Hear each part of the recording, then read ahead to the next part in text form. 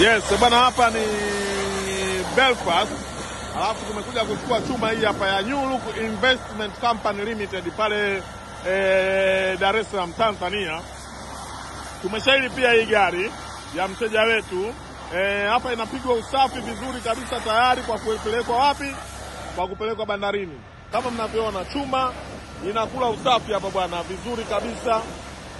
Chuma atakayopeleka bandarini. Na hii hapa na tumeshaili pia. Yani leo tumelipia gari mbili. Scania hii hapa imelipiwa, Scania hii hapa imelipiwa. Zote hizi gari ni sold out. Yani zote hizi zimeshauzwa kuelekea pale Tanzania. Sisi ni tofauti na wao. Kila siku nawaambia, we do differ from them. Sisi ni tofauti na wao. Tuko tofauti sana na wao. Angalia chuma ilipokuwa mpya hiyo hapa. Mbona Scania ilipokuwa mpya? Yani bado kali, bado maini mpya kabisa. Angalia chuma ilipokuwa mpya. Hii nayo ni sold out tayari.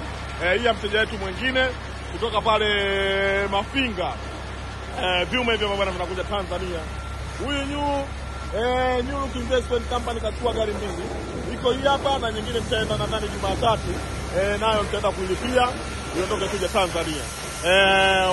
Wazungu wanaipiga maji kabisa hapa bwana, iondoke ikiwa mpya.